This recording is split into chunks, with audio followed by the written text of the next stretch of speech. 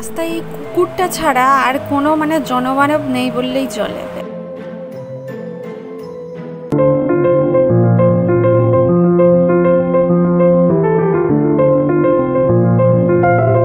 Hello friends, good morning everyone and welcome back to my Madhuya's lifestyle channel. Sandakphu ট্যুরের third video নিয়ে চলে এসেছি আপনাদের সামনে। আজকে সান্দাকফু এবং কাঞ্চনজঙ্ঘাকে গুড বাই জানিয়ে আমরা নিচে চলে আসছি লেপচা জগতের উদ্দেশ্যে।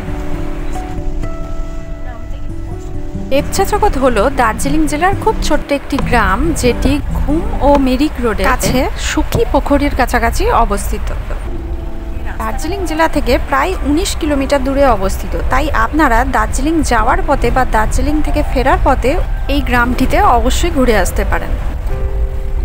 আমরা যেহেতু সান্দাকফু থেকে লেপচা জগতে যাচ্ছিলাম, তো সেখান থেকে এর দূরত্ব প্রায় 45 কিলোমিটার। এখান থেকে যেতে মোটামুটি 2.5-3 ঘন্টা সময় লাগে।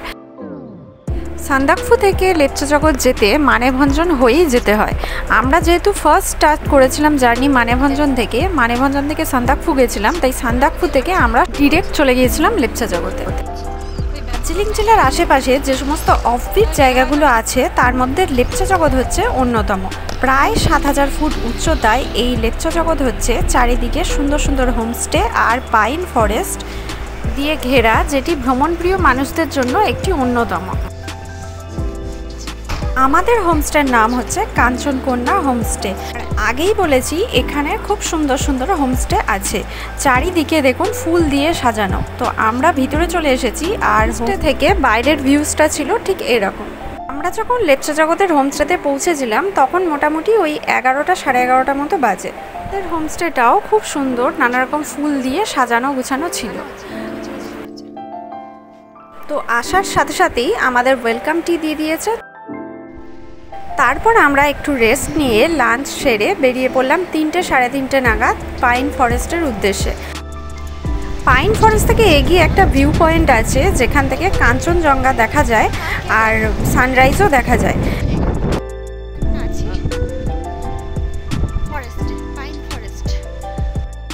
আপনারা যদি জিজ্ঞাসা করেন পাহাড়ে যাওয়ার সঠিক সময় কোনটি, পাহাড়ে যাওয়ার কোনো সঠিক সময় নেই। যখনই আপনার মন চাইবে তখনই যেতে পারেন। অক্টোবরে যেতে পারেন, যে সময় ক্লিয়ার স্কাই থাকে, আপনারা কাঞ্চনজঙ্ঘা সানরাইজ খুব ভালোভাবে দেখতে পারেন। ডিসেম্বর জানুয়ারিতে যেতে পারেন, যে সময় স্নোফলস হয়। আর তারপরে আপনারা এপ্রিলে যেতে পারেন, এপ্রিল মেতেও দারুণ ক্লিয়ার স্কাই থাকে, যে সময় আপনারা খুব ভালোভাবে সানরাইজ দেখতে পারবেন, সানসেটও দেখতে পাবেন। তারপর জুলাই আগস্ট মাসে প্রচুর বৃষ্টি, যে সময়ও অনেকে পাহাড়ের বর্ষা ভালোবাসে, যে সময়ও আপনারা যেতে পারেন। তো এখন আমরা চলে এসেছি পাইন ফরেস্টে। এখানে একটা সুন্দর ভিউ পেয়ে যাবেন। লাভিং মেমোরি অফ লেট বিজয় কুমার টামাং।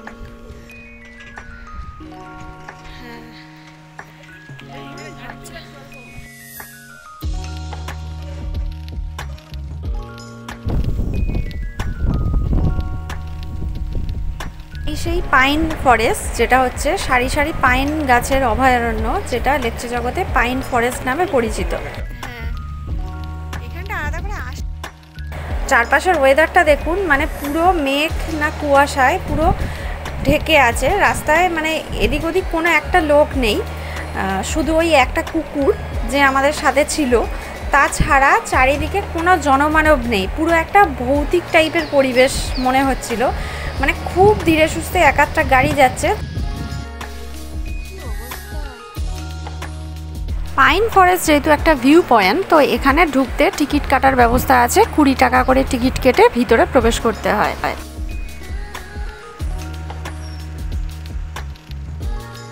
চারিদিকটা পুরো মেঘে ঢাকা, মেঘের আড়ালে পাইন ফরেস্ট যতটা সুন্দর, সূর্যের আলোতেও পাইন ফরেস্ট কিন্তু খুবই সুন্দর লাগে। এটা সকালের দিকটা দেখা যায়। আমরা যেহেতু বিকেলে গিয়েছিলাম, তো সেজন্য পাইন ফরেস্টটা মানে পুরো একটা ভৌতিক পরিবেশের মতো লাগছিল। চারদিকটা হরর মুভির মানে শুটিং এরকম জায়গায় হলে বেশ ভালোই লাগে আর কি। চারিদিকটা দেখুন মানে কীরকম লাগছে, চারিদিকে শুধু লম্বা লম্বা পাইন গাছ, এছাড়াও জঙ্গল। জঙ্গলের মাঝখানে মোট কথা দাঁড়িয়ে আছি, জঙ্গলের মাঝখানে মানে প্রকৃতির কোলে দাঁড়িয়ে আছি ধরতে গেলে। এই যে আমরা দুজন, এই যে আমার মানে হাওয়া হচ্ছে, আর চারিদিকটা ফগ পুরো, আর ছোট ছোট বৃষ্টির মতো। মানে কি এই ফগগুলোই তো জল হয়ে পড়ছে আমাদের গায়ে, মানে হালকা ঝিরঝিরে বৃষ্টি। এতটা উপরে উঠে না কথা বলা যাবে না, কথা বলা যাচ্ছে না।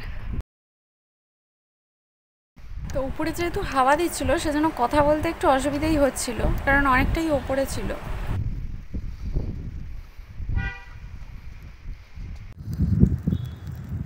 তো আজকের ভিডিওটা আমি এখানেই শেষ করছি। দেখা হবে আবার পরবর্তী ব্লগে। পরের দিন আমরা কোথায় যাই সেটা জানার জন্য অবশ্যই ভিডিওয়ে চোখ রাখতে হবে। ওখানে আপনারা ভালো থাকবেন, সুস্থ থাকবেন। Tata, good night.